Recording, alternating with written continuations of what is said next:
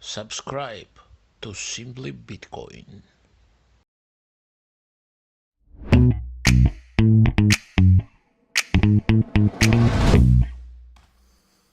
All right. Welcome, everybody. Welcome in. You made it to another episode of the Meme Factory Bitcoin stream test. This is stream test number 128, as all of you know at this point. And we will never have a normal stream, never a regular stream, only stream tests. That way we can't be shut down. As Damien well knows. So this evening's guest is on Twitter as at @DA_Goodnuff.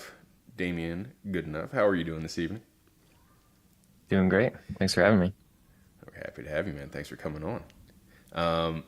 Damien, could you take a brief couple of seconds here and tell the audience who you are exactly and what you do in the Bitcoin space? Yeah, so I'm a Bitcoin developer, or at least trying to be one. Like 2 years ago or something, I decided I was gonna start learning how to code so that I could become a Bitcoin developer. And since then, I've just been writing as much code as I can and learning as much as possible. And now I'm working at a startup called Prism, and we're trying to improve the payment experience around Bitcoin. So right now we're doing a lot of stuff with eCash and Nostr Wallet Connect, trying to just make a more user-friendly way of sending and receiving Bitcoin. Okay. Thank you. Now, this is your first time on the show, so I have to explain. One of the idiosyncrasies here is that our sponsors require the guest every week to read an ad copy that they've put together for a new product or service. We sent that ad copy over to you, so if you can pull that out of your DMs and just rip through it, we can go ahead and get paid for it. Appreciate that. Sounds good. Good evening, everyone. My name is Goodnuff, and welcome to another episode of the Meme Factory Stream Test. Tonight's show is brought to you by Sus Corp's new product, Decision Nuts, or D's Nuts just for short. Ready to unshell your decision-making potential? Decision Nuts is the brain-boosting snack that's sweeping the nation. Bust out a nut with an easy open tab, just have a quick pull, and you're ready to enjoy a burst of post-nut clarity that medical doctors are raving about. Stuck in a meeting or giving a presentation? No problem. Our nuts come in discreet packages, so you can just pop one in your pocket anytime, anywhere, anytime, without anyone knowing. Plus, eating D's nuts helps to remove microplastics by evacuating the contents of the nut bag right into your mouth. It's your gateway to clarity. And here's the best part. Order now and get a stylish nut holster absolutely free. Keep your nuts safe, secure, and ready for whenever decisions need to be made. So, what are you waiting for? Make the smart choice. Grab a pack of Decision Nuts and chew on a salty surprise today. Remember, with Decision Nuts, it's all about busting that nut and deciding wiser. Thank you very much. Fantastic. Yeah, now we can get paid, which Awesome. is the Yes. best part. And yeah, I mean, I can't wait to bust a nut later and have a salty surprise. Clear my thoughts. I think Same. I think I joined the perfect timing. I think you did as well. Yeah. All right, so So sorry I was late. it's all good. You're not even that late. You're on brand. So, Damien, one of the things we want to make sure is that our guests are well fed. So we abused you, so now we're going to feed you. So if you'll pay attention over to Becca's screen, we're going to take a look at a menu here. Yes, I'm gonna share my screen. Hopefully this works. Casey, are we good? Oh, Oh, a little bit. It's offside. I don't know why. Okay, well, I'm gonna try my best. So, we have wait. Okay, mom brain. I'm just gonna read this off. So we have a Boardwalk Promenade Luxury Sammy. So this one you collect $200 of eCash and a yacht when you order this luxury sandwich, which is prepared by out-of-work central bankers. Our second special is the Cashu These Nuts. This is a vegan nut burger patty, which is made with the freshest nuts sourced from Crypto Bros, and it's served with a side of eggplant fries. And last but not least, we have Yellow's Don't Stop Believing steak sandwich, which has been marinated in Red Bull for holy 934 days. And this sandwich comes with a shadow band this week. So we have these three. If you can see them on the screen, you can pick one or all if you're super hungry. think I'll have to go with the Boardwalk Promenade. That seems like the best deal there. I'm not sure Okay. exactly what's in the sandwich, but It's private. looks good. It's a surprise. Okay. Yeah. I'll choose that one then. Excellent. We'll have that over to you shortly. All right. Nice. Let's. Stop. There we go. Oh, thank you, Becca. I was about to click weird Not a things. problem. So, found a problem. Let's see. So clearly, Damien, we've been obsessed with nuts this week. As you can see, the driving force behind that is that none of us know what the cashew is. So I was hoping that you could take a moment and explain to us. I mean, not us, because we know what it is. But could you explain to our viewers what cashew is with regards to Bitcoin? Yeah, so it's a Chaumian eCash protocol. So Chaumian eCash was, I don't know, created in the 80s or something by this dude, David Chaum. And he had this idea for digital cash where you could have basically a bank, he calls it a mint, that is creating this digital cash in exchange for some asset that's backing it. So back in the 80s, it was like you would give this mint dollars and you would get this digital cash in return. And one of the nice properties that it has is it uses this idea of blinded signatures. So when the mint issues this digital cash, it's all blinded. So the mint knows that it's giving out cash, but it doesn't know who it gave it out to. And it can't tie like multiple interactions to the same user. So there's more privacy there. And that kind of died in the 90s. DigiCash, the company behind that, went bankrupt. And then a couple years ago, it kind of got brought back to life because now we have Bitcoin, which is the permissionless system that we need in order for this digital cash to work. Because I don't know, it doesn't really make sense. Like you'd have to do a bank transfer, and I don't know, it's just like kind of a headache. But now you can just send a lightning payment. So Cashu is the same concept of DigiCash, but it's built on top of Bitcoin. So you can run a Cashu mint, which usually is just kind of like running on top of a Lightning node. And you send this as a user, you can send this Lightning node Bitcoin, and in return, the mint will issue you eCash, which is just pieces of data signed by the mint. And at any time in the future, the mint, you can send that eCash back to the mint, and the mint will recognize its signature on it. It won't know that you were the user that it originally issued the eCash to, but it'll just know, okay, I see my signature on this, so I must have signed it. They must have given me Bitcoin at some time in the past, so I'll give them Bitcoin back or make a Bitcoin payment on their behalf. Now, when you say eCash, are you talking about something like Tether or USDC or something else entirely? It's different. I don't really know that much about how Tether and USDC work, but eCash it's a bearer token, so it's literally a piece of data. It's just like some numbers that are kind of like has different information encoded in it, like the amount and also the mint's signature. So it's literally a piece of data. It doesn't need a blockchain or anything like that. And this piece of data can be given to someone on a USB stick or emailed to them. And with that, they're able to redeem it for Bitcoin. Or send Gotcha. them send it through three bank transactions Yeah. as I did. Yeah. Any messaging layer is Yeah. able to transport eCash. Are you familiar with the light trolling Yellow is referring to here that he recently Yeah, performed? I did see that. That was legendary. I don't know that a whole lot of people who watch this understand what he did. Could you explain to them in layman's terms what happened? Me? Me? Either one of you. No, think- go ahead. Go ahead. No, you go ahead. Okay. So, what's your first name again? Damien. Remind Damien. So, as Damien explains, ECAS is basically uh, a bunch of numbers and letters, right? And that's the actual value you have. Whatever you do with that minted token, and whoever gets it first can redeem that token and have back whatever it is. In our case, is sats. So that means ECAS.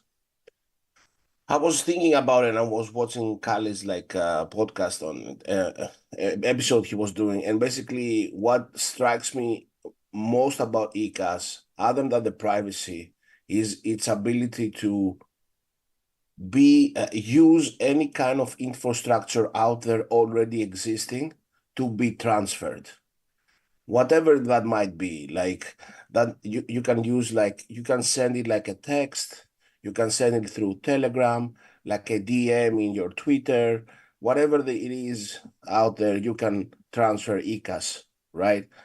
So my thinking was like, okay, let's push that to the max. What can I use that has like that kind of message infrastructure, and I can transfer ECAS through that. So basically, I thought of the IBAN infrastructure, the banking infrastructure, and it has like a place there when you send an IBAN that you can like note down some text. Obviously, I tried to send 69 sats, but that produced something like 3,000 something like characters, and that would take me like a lot of transactions. But like, okay, let me make it simpler. So I said, okay, let's send just one sat. So that made I broke down that ECAS in 3 transactions, and I sent them through my IBAN, like between 2 bank accounts I have. So basically, I transferred 1 sat of Bitcoin ECAS right through the banking infrastructure, and they didn't even know it. I was doing it basically. So that was the troll, the whatever you want to call it, the experiment. It was fantastic. I hope they teach it in law school in the next 20 years. I mean, that was freaking amazing. Imagine that, right? All right, so it sounds like kind of what you're describing, these mints, where you deposit an asset, in this case Bitcoin, you receive a token. That sounds a lot to me like something that we've all had some experience with in the past that didn't do so well, and that's a DAO, a decentralized autonomous organization. How is something like this different from that, and how can it protect from draining attacks like we've seen in the past on DAOs? Yeah, I don't think with Cashu, there's not much of a protection for like a bank run or something like that. The mint could be operating honestly and processing transactions for years, and then one day they could just turn off and disappear. And that's kind of one of the downsides of Cashu, is that there's one single Lightning node running behind this mint, and there's no real guarantee that they will be there tomorrow. So it has its trade-offs. There's another protocol that uses the same idea of Chaumian and eCash called Fedimint, and that's a little bit more secure. Like the Bitcoin is held in a multi-sig, so you would need multiple people to collaborate in order for a bank run to happen. There are some, like Callie's working on some proposals for how we could potentially mitigate a bank run. It would be sort of like this ongoing audit where everyone is constantly withdrawing and then redepositing funds into the mint, so that as long as that's going on, you know that they have the funds backing it. But it's definitely a downside. Well, I was talking less about like a bank run, and now I've got a noof here, thank you. But I was talking more about like how the Ethereum DAO, which is the famous one where somebody found a code exploit and just started draining the funds before they ended up forking the chain into Ethereum Classic and Ethereum. Is there some mechanism in place that doesn't allow something like that to happen with these mints? Yeah, I mean, the mint will kind of the mint issues a token worth 5 sats or something, and it can issue multiple of these tokens, and they're all unique. And as soon as you redeem that token and get your Bitcoin back, the mint marks that specific token as spent. So unless there's a bug in the mint or something, you wouldn't be able to drain it like that. Well, that's what I'm saying. So these DAOs famously had bugs in them that were exploited. So what kind of guarantees, if any, do we have of something like this mint where it wouldn't be able to be drained in that effect? Are you familiar with that event, the Ethereum DAO hack? Yeah, just not super familiar, but Okay. the idea. So yeah, somebody was basically coming in, and it was just like I think it was like a recurring transaction where they were just like siphoning off everything, and the Ethereum devs ended up using it as a honeypot to catch this person, and then shut it down, and then then they rolled back their own chain, and then there was a fork because it was such a big problem with the obviously in Bitcoin it's already I think too big for something like this to affect it now where there would be a hard fork because of a problem with a mint, but whenever I think of something that sounds like a DAO, this is the thing I worry about. I think the difference is that Cashew is much more simple. The all it's doing is it receives a lightning payment, and once it's sure that it received that payment, it signs something and gives that back to the user. And then when the user wants to, they call it melting, that's like redeeming your token for Bitcoin. Once the user wants to melt their token, then all that the mint has to do is verify that they signed it, and then they just mark it spent. And there's they have this like list of spent tokens. So I guess there's no real guarantee that there's not a bug in the mint that someone could exploit, but the code is much simpler. Like you can build a Cashew mint in just a couple hundred lines of code, and the only dependency for a Cashew mint is SecP, which is the same curve that Bitcoin uses. That's the same like cryptography that's used by Bitcoin. So there's years and years of research that have gone into that. Um, so I think that's kind of the only guarantee you get is that it's simple and backed by the cryptography used by Bitcoin. As I see it, the most like attack vectors that it has, it's not in the ECAS infrastructure. It's actually in the in the in the in the what's the word? God damn it! You can do it, buddy. Yeah, it's in the nature of the custodial aspect of it, right? Like whatever ups and downs like custodial wallets, let's say, have, like right now the so-called servers we use to mint those tokens have also, but that can be in the future a little bit fixed by made it better by like using kind of federation to run those minting servers, or no? If I understand correctly. Yeah, I think that Fediment is kind of a different model. Like there, you get more security from that because it's federated. But the advantage of Cashew that it's not federated is that millions of people could theoretically run a mint, and it's much more simple. You don't have to coordinate this multi-sig across multiple people. Um, so there can be lots of mints, and you can kind of distribute your funds across these mints rather Oh, than okay. relying all on one. Kind of like Lightning versus Liquid. Yeah. All right, so Okay. you are working on a very cool thing on top of this protocol. Can we talk a little bit about Boardwalk Cash? Yeah. All right, describe this project for me. Yeah, so Boardwalk Cash is a Cashew wallet. It's not running, we're not running any Bitcoin infrastructure. We're just hosting this website that is the Cashew wallet. And what it does is it interacts with these Cashew mints. And so you can go to Boardwalk Cash, and if you want to get a balance in there, you click receive and say you want, I don't know, 5,000 sats. And Boardwalk Cash is only actually supports dollars, which the Cashew protocol supports different units. So you can you can have Cashew tokens denominated in whatever unit you want. So you can denominate them in sats, and then if you paid a 5,000 sat invoice, you would get 5,000 sats. But you can also denominate these tokens in dollars.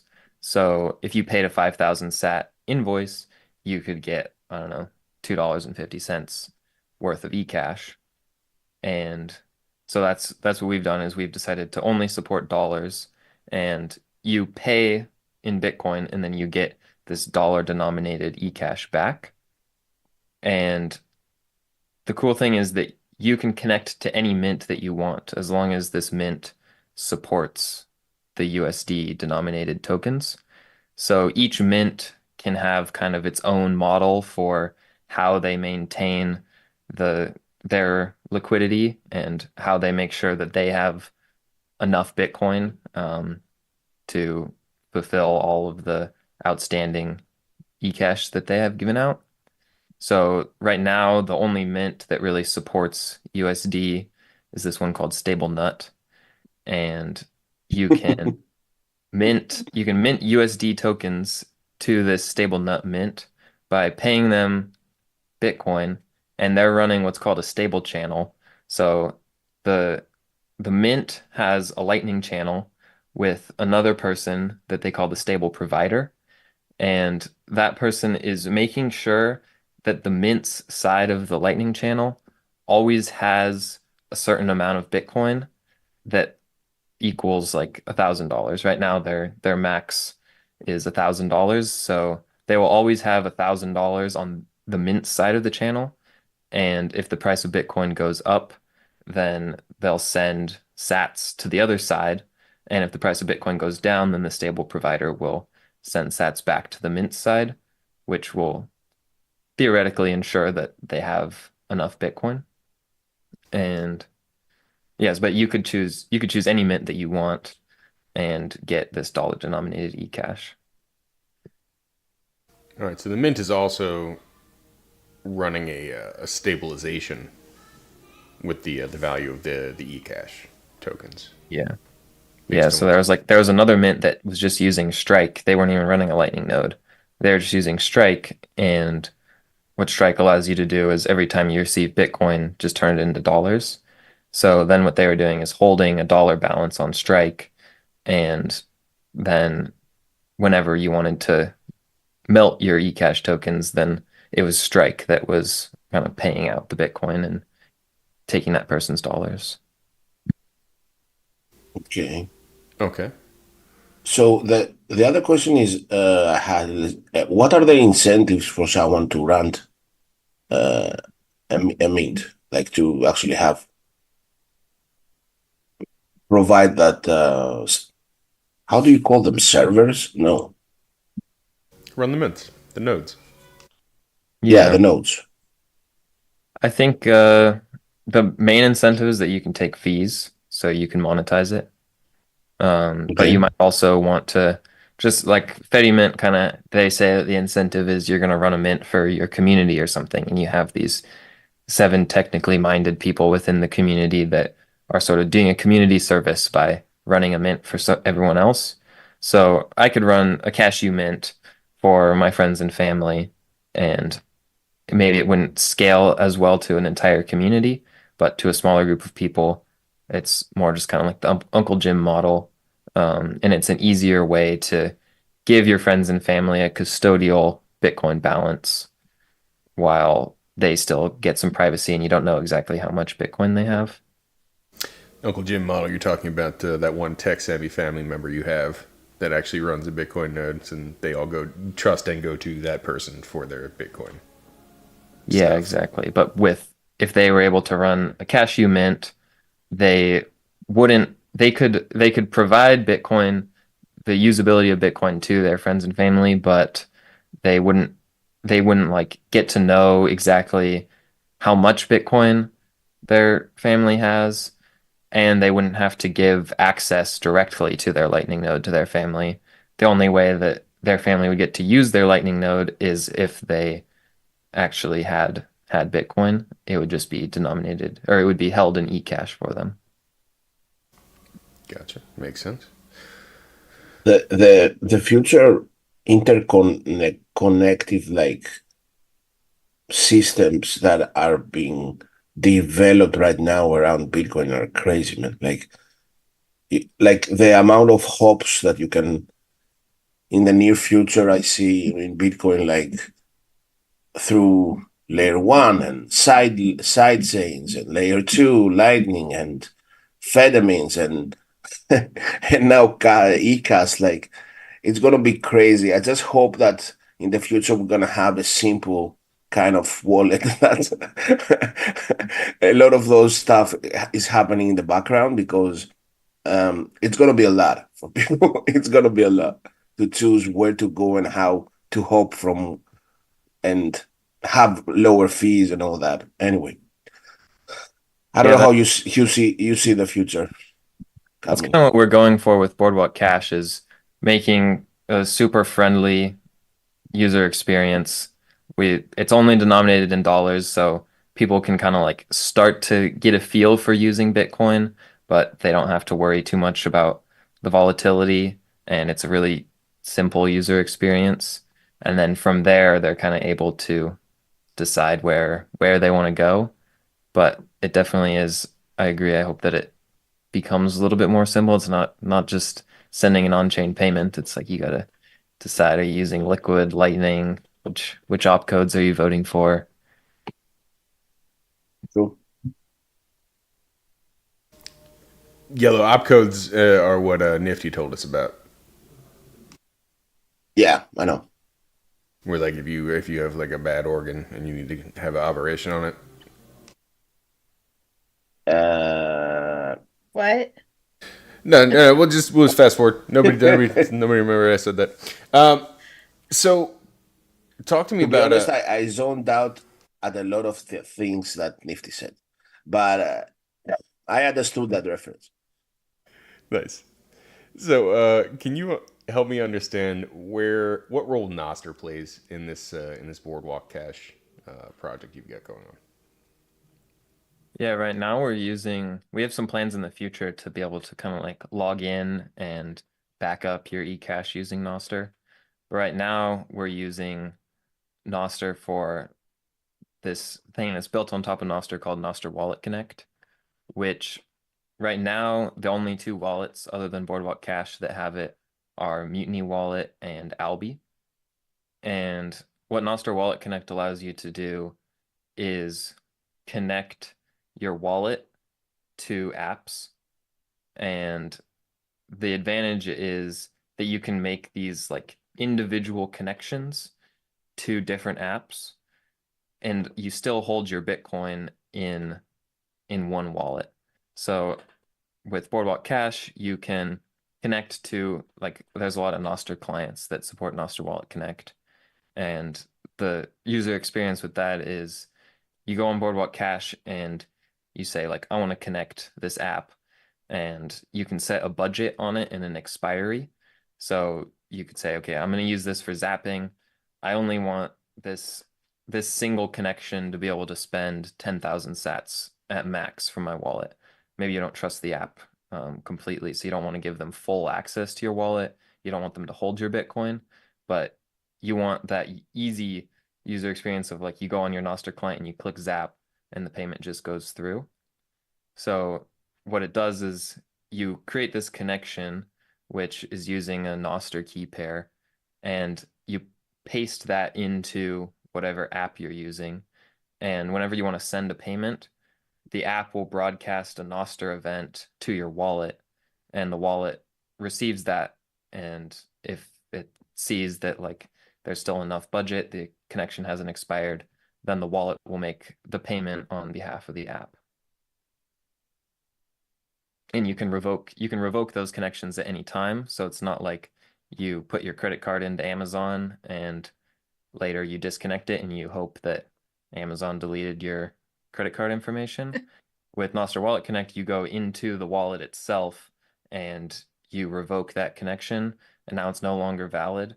So the app may still have it, but anytime it tries to make a payment, the wallet will just deny it because the connection no longer exists. So like on Amazon, when I have a monthly order set up for air filters for my house, if I cancel that order, sometimes Amazon will just switch to the next available payment option. You're saying with this setup, you cancel the order, it's toast. They can't touch your money anymore.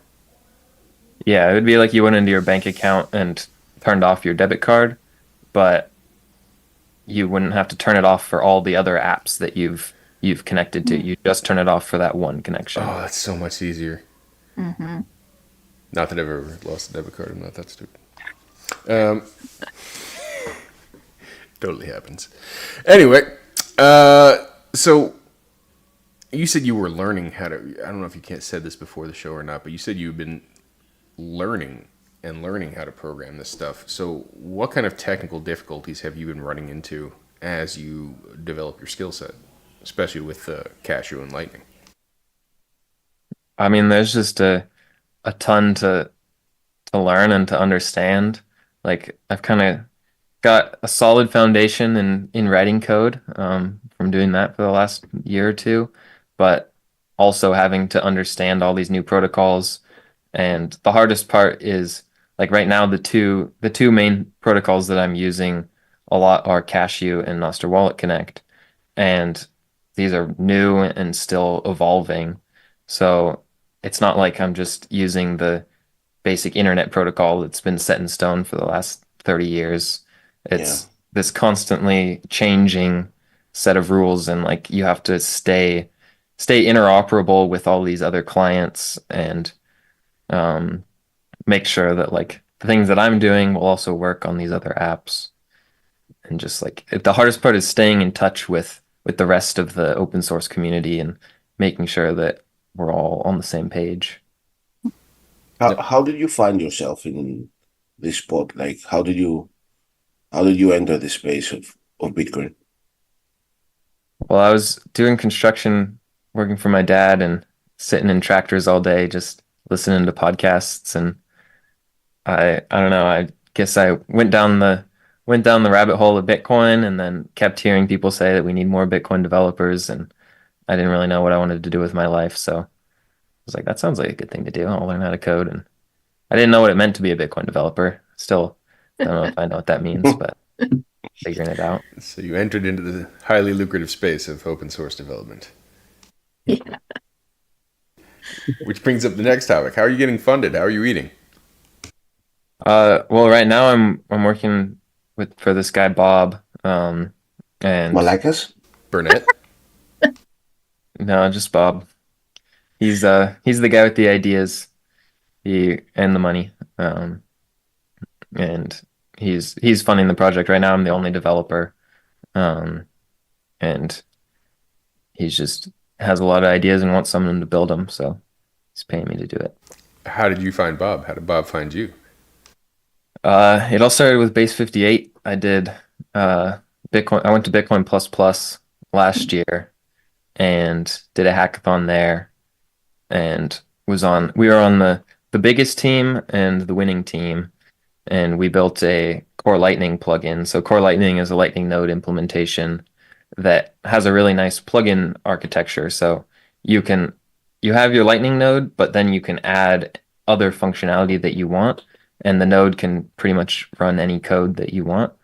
So we made a plugin called Bolt 12 Prisms, and what that allowed you to do was create these prisms on your Lightning node, which is basically just a way of taking one incoming payment and splitting it out.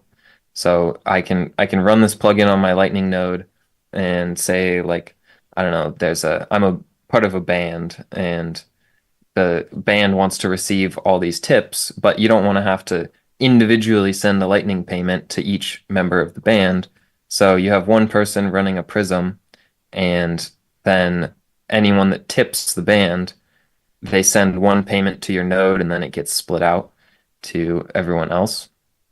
And I just kind of like kept working on that and was going down this idea of prisms, and then through friend of a friend ended up finding Bob because he was interested in this idea of prisms and wanted to build prisms on Nostr. And I was kind of like already doing some of that stuff, and so Nice. So you're like, I guess I could get started soon. yeah. Yeah, I was looking for a job and writing as much code as I could, so it was perfect timing. So now you code on those tractors. No, No, just at my desk. It would be cool though. Could have like a couple monitors in the tractor and drive Yeah. around, write code. In the nature. Why not? Yeah, So, anything's possible. so are mom and dad happy with this, or is dad upset you're not helping with the business? No, they're happy. I think he's a little bummed. He doesn't like like usually he just works by himself. So I was the only employee he trusted, and now he's lost me. But I think he's happy for me. What's the business? Can you talk a little bit about it? The construction business? I mean, you don't need to say the name of the business, but like, what did you guys do? What kind of construction? Was it a subcontractor? Was it a general contractor? Yeah, he was general contractor, but doing like excavation and a lot of like I don't know, grading house pads for new houses, or he does a lot of septic systems. So just like digging a big hole and putting the tank in there and doing the plumbing. And it's half the time it's pretty fun, get to drive around in the tractor, and then half the time he's in the tractor and I'm with the shovel on the ground all day, and that's a little exhausting. So he pushed you into Bitcoin, is what you're telling me. Yeah, it just gave me a lot of time to listen to podcasts. It's good, man. That's how a lot of us got up to speed on Bitcoin. I think Becca had a And they similar. say podcasts don't work. I know, right?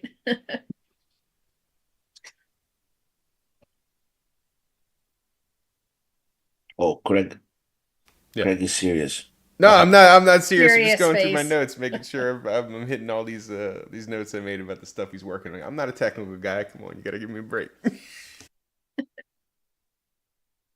So, what are the long-term goals for something like Boardwalk Cash? What do you want? What do you imagine it as in the future? Yeah, I mean that's kind of still what we're trying to figure out. Um, but I think like the most exciting part is that you can send anyone money without them ever having to like have downloaded an app in the past, or like right now, if you want to send someone Bitcoin, you need their Lightning address or their Bitcoin address, and you need some way of getting that, and then you can send the payment to them. But that depends on them having already like kind of gone down the rabbit hole and set something like that up. But with something like Boardwalk Cash and just Cashu in general, you can text someone a Cashu token, and we have in Boardwalk Cash a kind of like a it's it creates a link, so I can send like I don't know, $1, and that'll create a link with the token in it, and it's just like boardwalkcash.com/token and then whatever the token is. And so I can send that to my friends who haven't downloaded anything, and they just click the link and it opens up the app and they instantly have eCash now. And so I think like that's really exciting because you can send anyone money without like you need some way of sending them a message, but you don't have to rely on them like having anything set up already. That's nice. We have a Discord bot that we built a while ago. We also have a payments API. So the idea is like we're trying to make a way for app developers that want to enable payments on whatever app they're building to have we wanted them to have an easy way of enabling payments for their users. And this API is also using Nostr Wallet Connect. So you could connect from some wallet that supports Nostr Wallet Connect to this API. And what that means is now my infrastructure and the app developer's infrastructure, they never have to touch the user's Bitcoin, but the users are now able to transact. And one of the problems we are having with that is that you can have a person that wants to send money connect, but then how do you get the people that want to receive money to connect? And like we built a Discord bot that was built on top of this API. And so you could go on Discord, and if this bot was in your Discord server, you could connect to it and start sending Bitcoin to people within that Discord server. But then now people have like this pending balance and they don't have a Lightning address. They don't know what a Lightning address is. And they see that they have money, but they don't know how to get it. And so now with Boardwalk Cash, we're able to send people money and then they can go on Discord and just like type in a Discord command and it'll open up Boardwalk Cash and they instantly receive their money. That's nice. I mean, I could be like I could be a general contractor in like Kenya or something, grading foundations, and if somebody pays me in Bitcoin, I can then receive in dollars and essentially not have to ever touch the financial system, but still have my dollars if I want to. Is that what you're telling me? Yeah, pretty much. And then the thing is if you ever want to leave this eCash ecosystem, you can only really redeem it in Bitcoin, but you could cash out to something like Bitrefill and you could pay Bitrefill in Bitcoin, but then you could get a gift card or something that you bought with your dollar denominated eCash. That's it. And then does the dollar value for your token floats with the price of Bitcoin, correct? It should stay like you should always have the same amount of dollars, and the amount of Bitcoin that you get will change Gotcha. depending on the price of Bitcoin. But that's like kind of where there's some volatility risks on the mint side if So they don't have if yeah, they're so not properly. I'm not throwing a million sats into the mint and then getting a coin that's then valued at the dollar value of whatever my Bitcoin is sitting in the mint. I'm getting that point in time dollar value. That's it, done deal. Similar to Yeah, like so purchasing a stable coin. yeah, exactly. Okay, I didn't wrap my head around that. Thank you. The price of Bitcoin goes down, then you'll get more Bitcoin in the future. Or if it goes up, you'll get less. Oh, I get it now. I get it now. I know how dollars work. All right, so No one knows how dollars work. I know This is how, true. you take the dollar and then it goes around, right? And then it gets to the place where it's going. Isn't that how No. they work? No. No? Okay, yeah. I mean, explain it And better. it comes out of a printer. Right, it comes out of a printer Yeah. somewhere in Washington, D.C. or St. Louis. Correct me if I'm wrong. I mean, you guys printed a lot, right? Greece. Canada or Greece, because Greece can't even like print. Right, you We just printed a lot. you guys Yes. printed. We gotta call like the Germans and they print for Yeah, us. the Germans print. Gotcha. You put in an Or order. Brussels. You put in an order for printing, and then you pay it back later. Is that what happens? Yeah, The basically. Greeks never pay it back. Gotcha.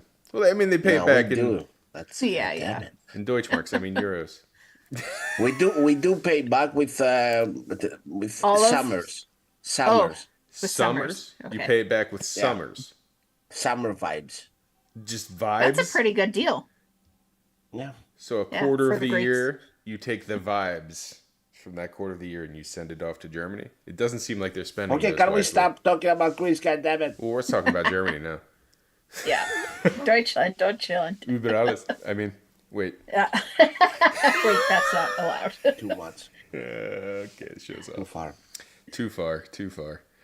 All right. So, where do you see yourself in the next 5 years? What do you have in your back pocket? What are you working on?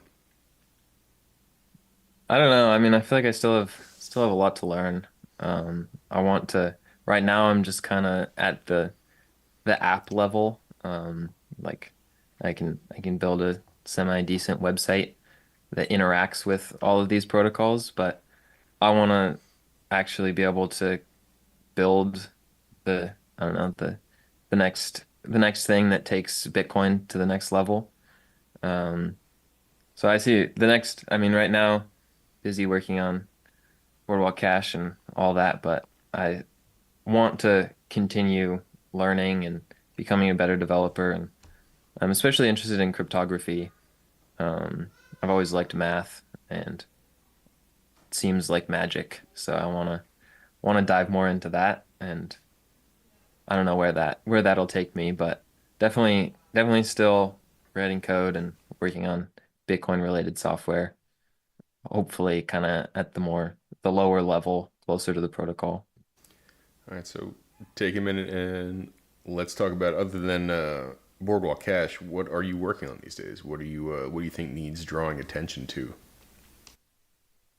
Right now, I'm also working on I'm working with this guy in Austin, whose name is Austin, on a project called Pleb Devs, and we're kind of like we're trying to build the builders. So we're an education platform and community where we're right now we're just kind of doing workshops and trying to create educational content. But we both came into Bitcoin the same way. Like we wanted to be a developer, but it was really hard to, we didn't know how to code. We didn't know that much about Bitcoin. And so we both did, they call them boot camps. There's like these coding boot camps where it's kind of like instead of going to college and getting a computer science degree, you do this 3 to 6 month class where you just learn how to write code, but it's not Bitcoin focused. There's none out there that are specifically focused on Bitcoin. So we both kind of had this similar experience where we're like, okay, I kind of know how to write code, but now I have to figure out how to like, how do I apply this to Bitcoin? How do I actually start sending Lightning payments with the code that I write? And so what we're working on is creating that learning experience for people that want to become Bitcoin developers that don't know how to code and trying to like help their, I think that it's we need more developers, we need more people building, and it's just a hard space to break into. So that's another thing that I'm excited about is just like I can do a certain amount of stuff with my abilities, like, but I'm only able to write so much code and build so many things. But if I can teach 100 people how to write code, then now we have all of their ideas and all of those people contributing to the Bitcoin ecosystem. Yeah, and you mentioned Base 58 a little earlier. That's Nifty's school essentially for Bitcoin coding. Are there any other resources or communities or forums you would recommend to like our listeners for if they wanted to learn more about the space, learn more about Bitcoin coding and what's currently needed? Yeah, I mean, Nifty's stuff is great. It's a little bit like it's pretty technical and it's hard to break into, especially if you've never written any code before. So definitely people should check out plebdevs.com. We have a bunch of workshops building just kind of like little basic apps that'll get your feet wet. But other than that, there's not much that I've seen in terms of Bitcoin development. Oh, hi, But Rusty. Oh, good morning. Hi, Are we Rusty. live? Are we live yet? No, I Are we don't think live? it's. I don't think it's left. I No, think you're good. no. You're good. We got a few minutes. Okay. Yeah. That's We nice. just started. Yeah. Yeah. Oh, perfect. You waited for me. Exactly, like we always do. Yeah. Nice.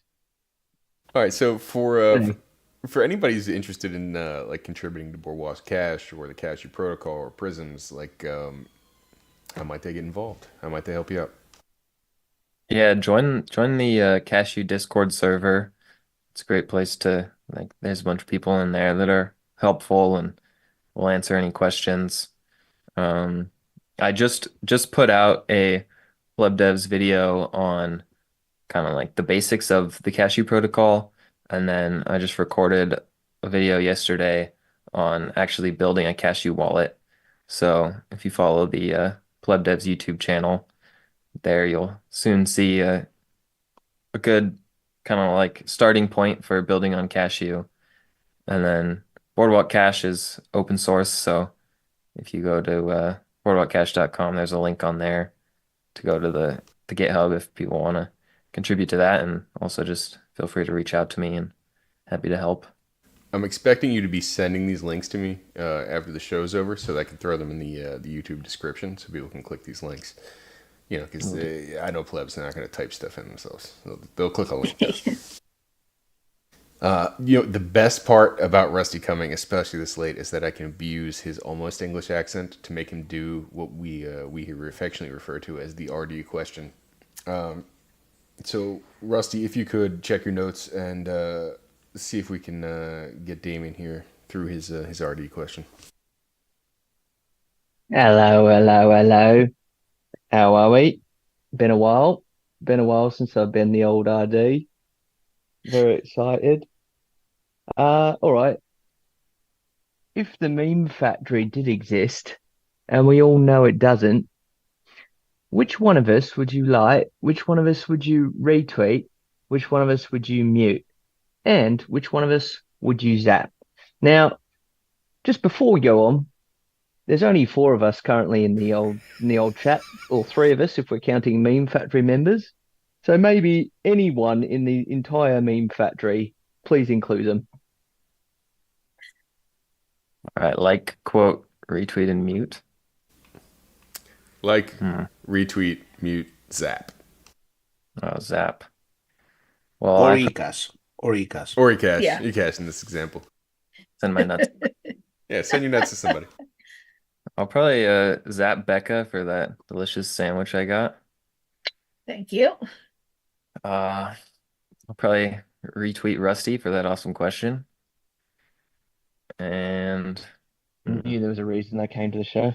Perfect. It's good for my stats. I don't know if I want to mute anyone. You guys all have good things to say. You can mute me. It's okay. Yeah, but what if I want to Yeah. like you? But I tradition- guess I'll I'm already shadow banned, so it's like in You're muted. private. You're muted anyway, is what you're telling me. Yeah. Yeah. all right. I'll mute Yellow and then like Greg for having me on the podcast. All right. I think that might be Yellow's first mute. Is that your first mute, Yellow? Thank you. Yes. Welcome to the club. It's on brand Yeah, because welcome. I'm shadow banned on Twitter, so it's perfect. Even though you're muted, you can still send eCash over the bank infrastructure. Yeah, true. That was a censorship joke. I liked it. That was good. All right, Damien. We're about out of time here for the evening. You've been very gracious with yours, so thank you. Is there anything that you feel like leaving our audience with tonight? Anything that you feel has been left unsaid? No, just thanks for having me and try out Boardwalk Cash. It's a great way to kind of get your feet wet with eCash, and you can connect it to any app you want. Get some dollar-denominated eCash. All right. Awesome. Yeah. All right. Well, thanks And everybody. I can't wait what you guys with Icas are gonna make. Yes. I don't know. I kind of like that project. Yes. It's a cool project. All right. Thank you everybody for tuning in tonight or tomorrow or whenever you listen to this or watch this. We appreciate you. And Damien, thank you as well. Everybody have a great night.